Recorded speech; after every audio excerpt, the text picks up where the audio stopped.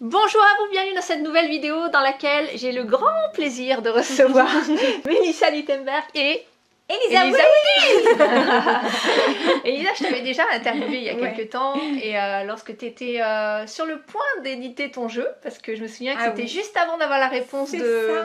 T'étais à un mois là. T'étais à un mois de la sortie et du financement participatif, donc...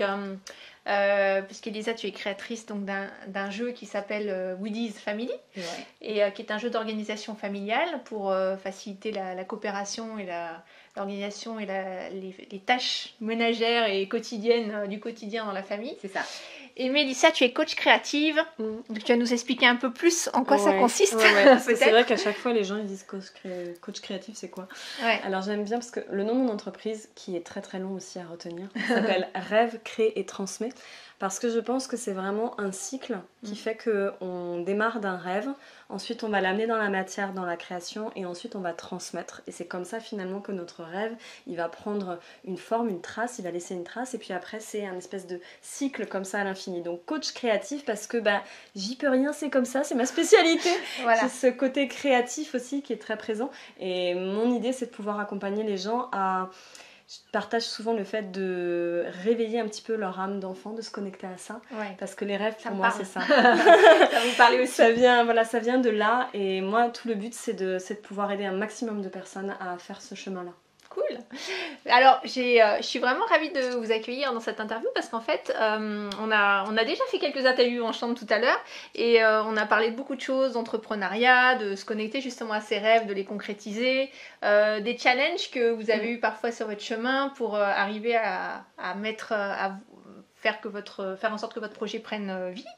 Et donc, moi, ce qui m'intéressait à travers votre parcours, et vous êtes maman aussi, toutes les deux, donc ce qui m'intéressait, c'est de savoir comment vous avez finalement cheminé et réussi à dépasser les obstacles peut-être qui étaient sur votre chemin, et peut-être aussi de votre entourage, parce qu'il y a parfois des freins aussi, des challenges à l'extérieur, ou si on a des doutes, ils peuvent être aussi se refléter à l'extérieur. Donc, comment vous avez réussi à faire naître votre projet, on va dire coûte que coûte, même si parfois, parce qu'on a tous des challenges, hein, c'est pas, c'est jamais, même si on s'est aligné, complètement fluide. Bien sûr. Vous êtes d'accord avec moi, donc, et j'aimerais qu'on puisse inspirer les femmes et les hommes, pourquoi pas aussi, pour les aider à donner vie à leur projet aussi, à travers ça. Donc, qui veut commencer? Il y a deux choses qui me viennent. La première, c'est un exercice que je faisais de François Lemay, et ça m'a marqué. Et du coup, j'invite souvent les gens à le faire. Au-delà de ça, moi, c'est une chose que je fais très souvent. Quand je dois prendre une décision sur quelque chose, je demande toujours à l'univers, aux anges, chacun met le mot qu'il veut, mais est-ce que c'est juste pour moi? Et de le mettre par écrit, parce que du coup ça renforce la chose. Et François Lemay le dit de cette manière-là, je trouve qu'elle est assez parlante. Ferme ta gueule. Demande, ferme ta gueule et écoute. Donc c'est assez... Mais pour moi c'est un truc assez parlant parce que je vois que je l'ai toujours fait. Finalement cette capacité à un moment donné de ressentir aussi, tu parlais de ça. Ça c'est les deux choses en fait pour moi. C'est écouter qu'est-ce qui vient, qu'est-ce qui fait que j'ai le frisson, qu'est-ce qui fait que quand je parle, je peux en parler pendant des heures. Pour moi, c'est ça qui fait qu'à un moment donné, un projet il nous habite vraiment.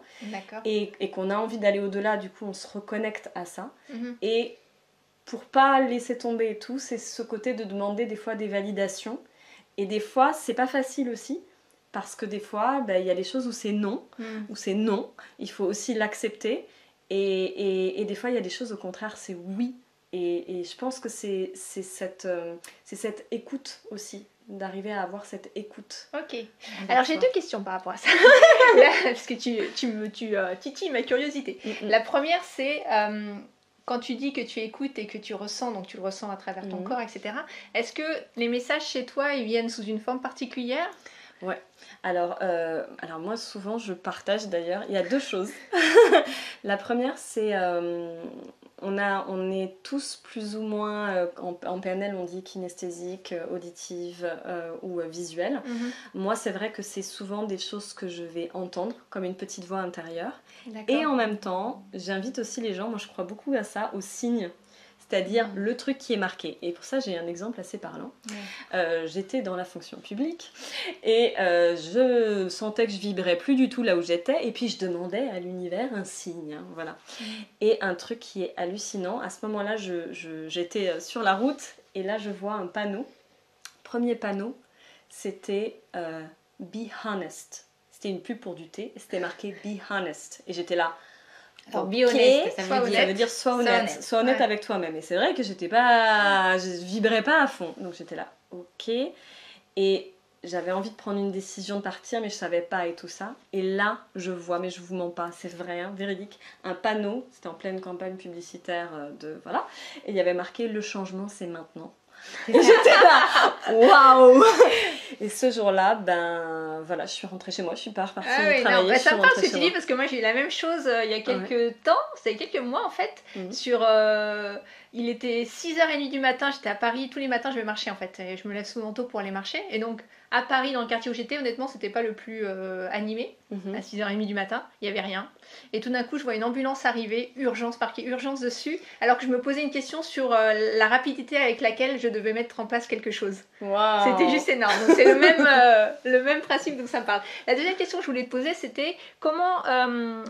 quand tu reçois un oui ou un oui, ok, il n'y a pas de souci, enfin il y a encore, est-ce que tu suis toujours du coup ce qui vient comme message, ou est-ce que parfois tu as eu des expériences où tu n'as pas suivi et il s'est passé quelque chose qui était pas terrible pour toi, ou voilà, comment tu gères ça, et est-ce que tu fais 100% confiance, ou voilà.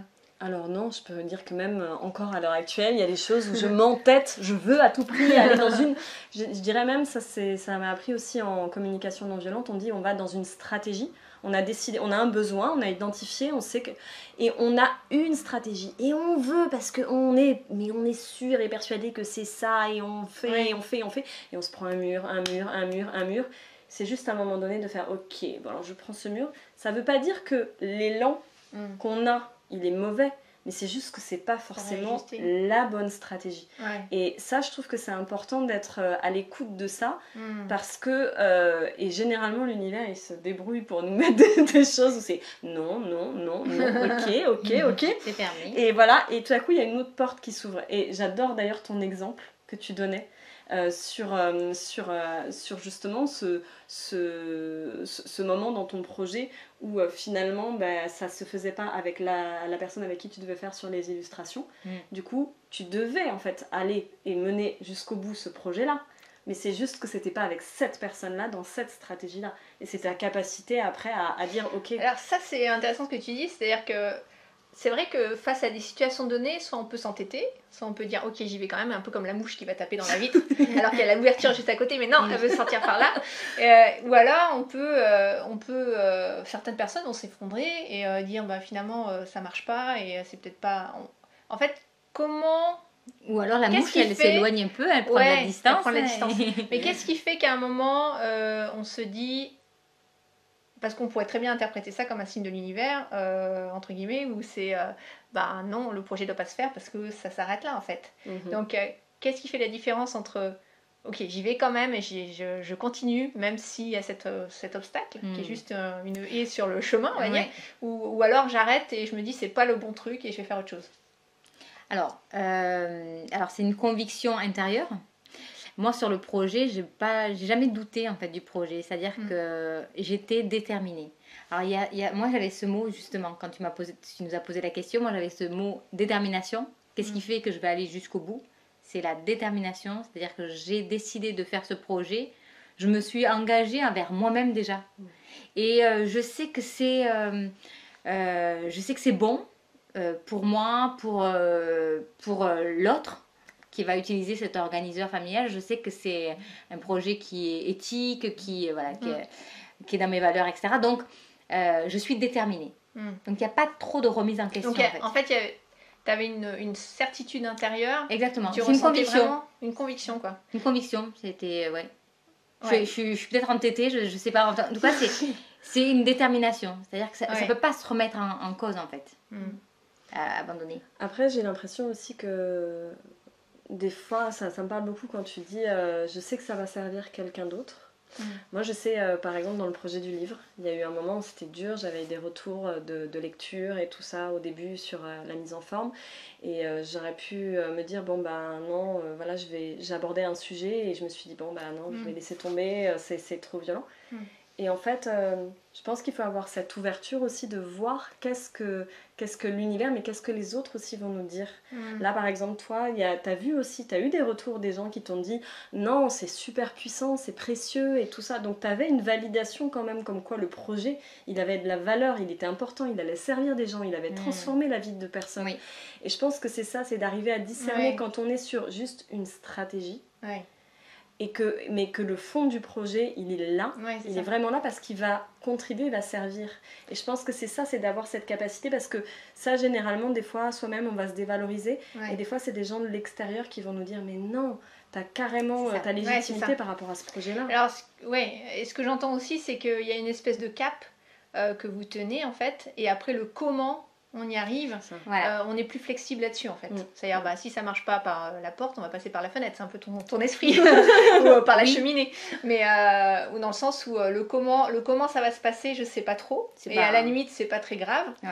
Mais par contre, ça va se faire. Le livre ou le jeu que je veux sortir, ils vont sortir en fait.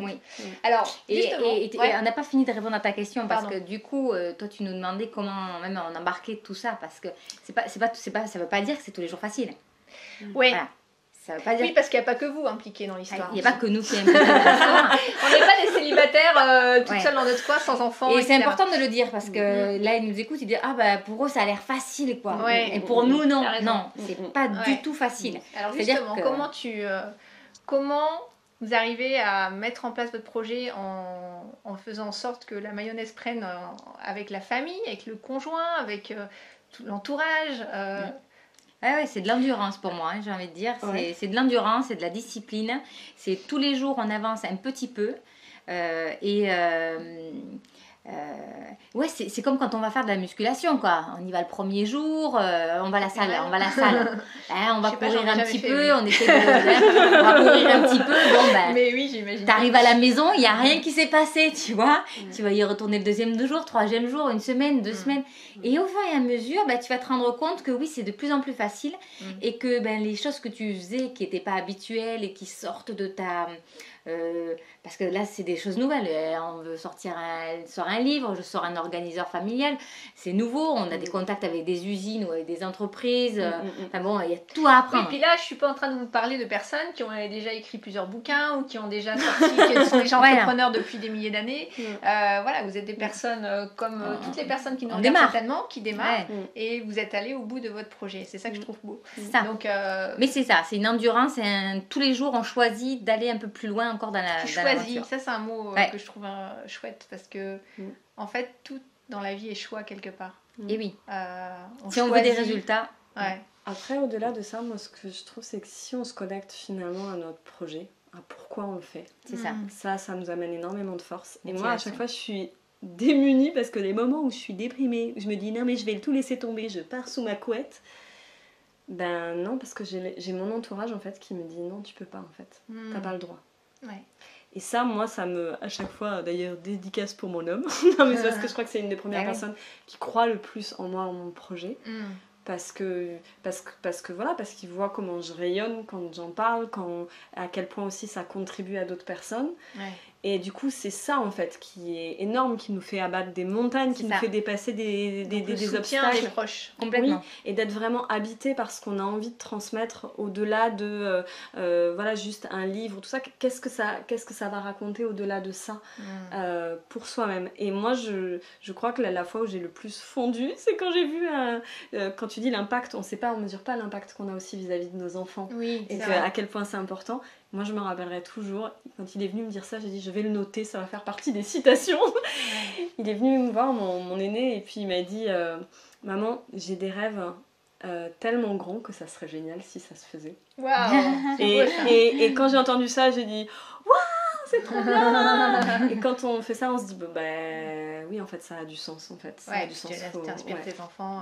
Ah, mais complètement, hein, là, tes enfants, ils vivent ce rêve avec toi, en fait. Et ils sont fiers, hein. Enfin, moi, bon, alors, toi, les tiens, ils sont un peu plus petits, 5 ans, 3 ans. 3 ans, Et alors, moi, j'ai 13 et 10.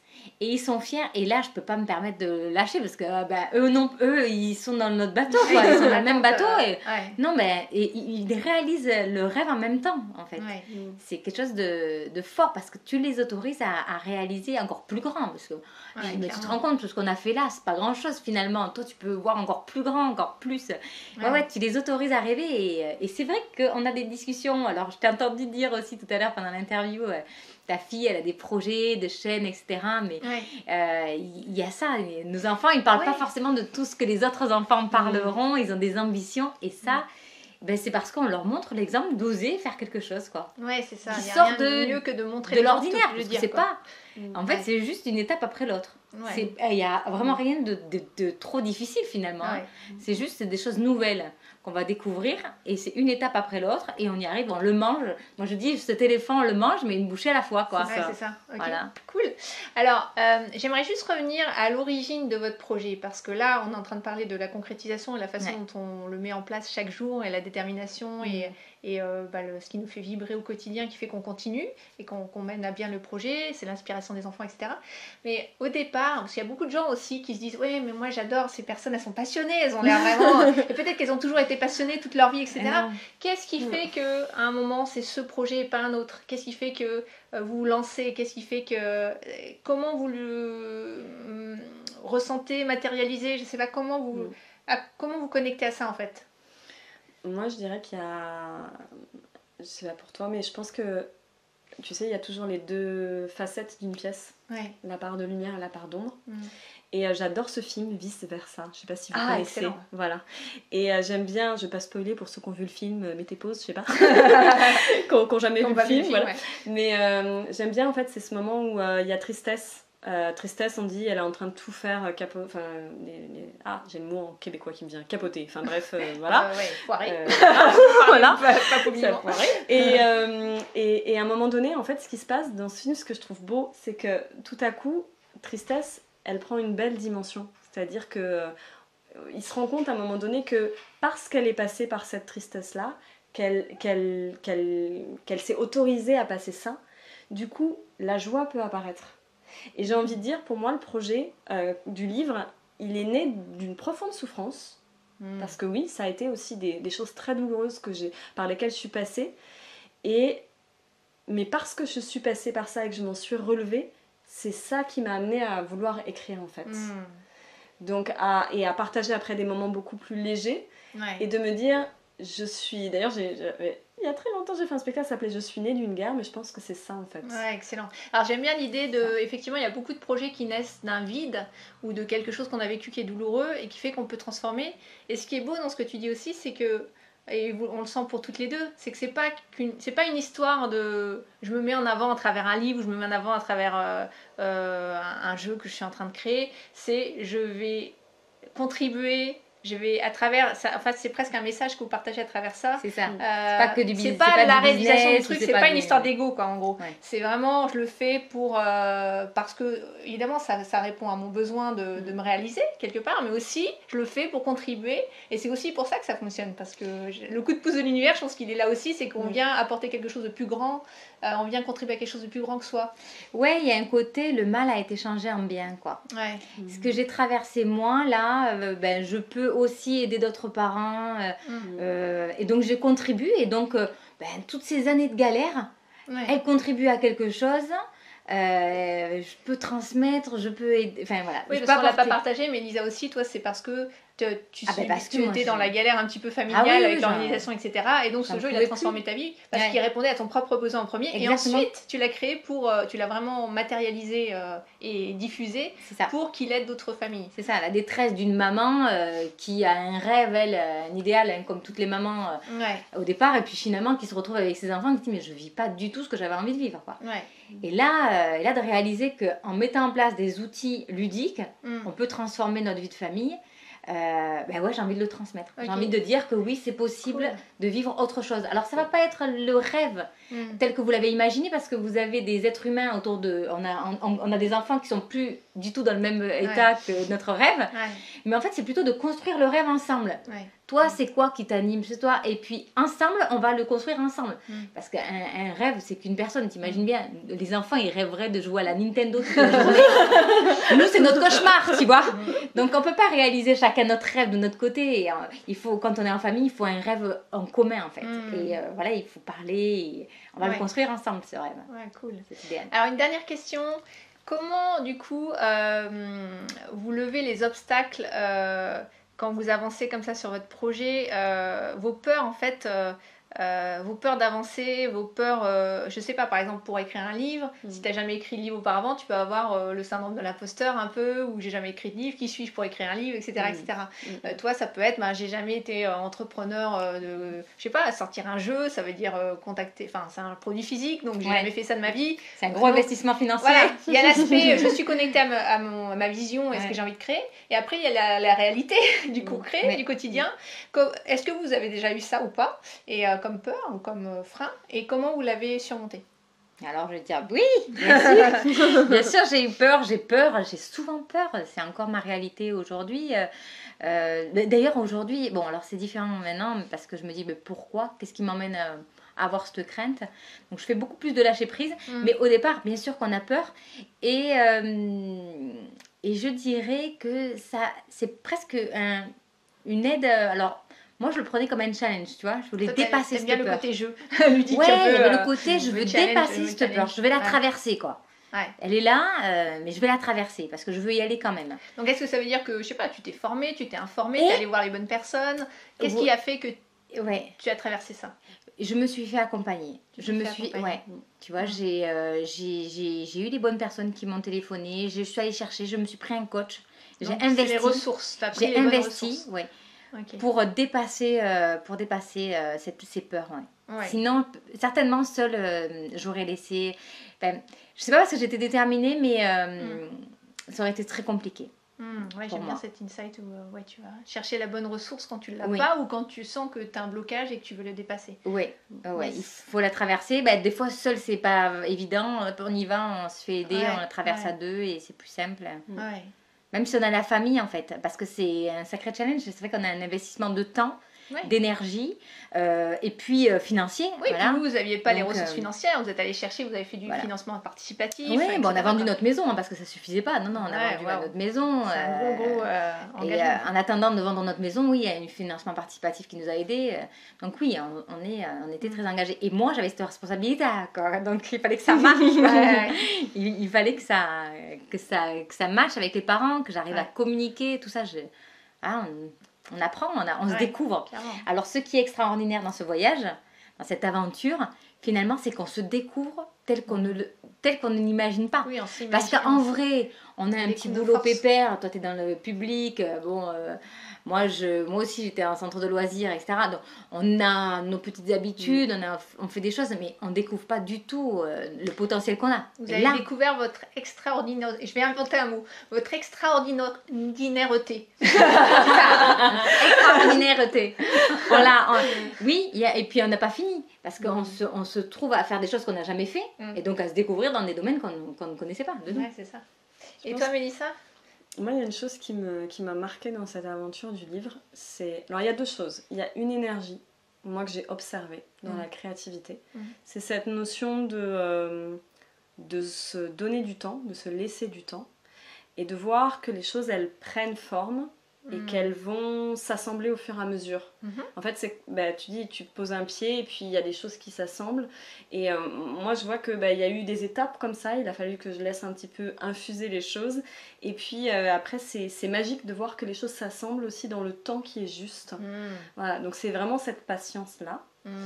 Et après... On avait parlé de ça dans l'interview tu parlais du mastermind. Moi, je pense que c'est le pouvoir. On néglige complètement. Des fois, on imagine que c'est soi-même qui allons trouver toutes les solutions.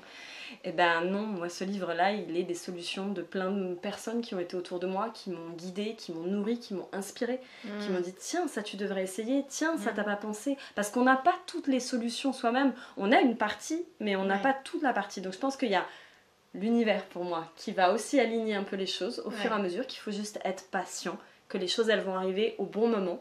Des fois on se dit bah non mais ça aurait dû arriver là, mais en fait après coup on se dit ah non c'est arrivé là parce que là ça m'a permis voilà de faire ce chemin là et voilà. Et puis après des fois c'est les fameux j'aime bien c'est Daniel Blouin qui parle ça, les sorties de zone, les coups de pied aux fesses. Moi j'ai eu un gros coup de pied aux fesses pour arriver vraiment à la finalisation du livre, parce que même là j'allais repartir sous ma couette et me dire non c'est fini.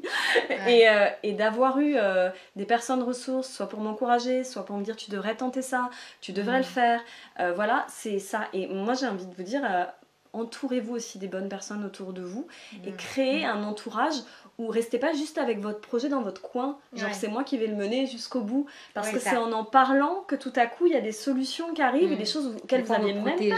Alors c'est vrai qu'il comme tu dis, il y a des gens des fois qui ont peur de partager l'idée, de peur qu'elle soit volée. Ce qu'il faut dire aussi c'est que en fait parfois on entend des gens dire oui mais moi cette idée je l'ai déjà eue et j'ai envie de dire pourquoi tu l'as pas faite.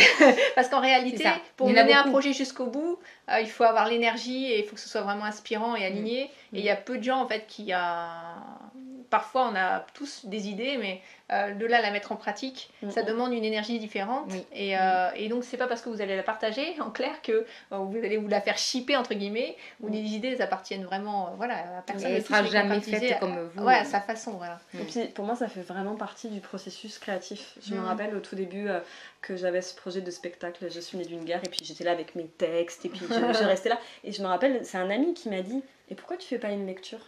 Pourquoi tu fais pas lire les textes? T'invites quelques amis et tout. J'étais là, oui, tu crois, voilà, pareil, je vais me faire shipper mon idée et tout, machin.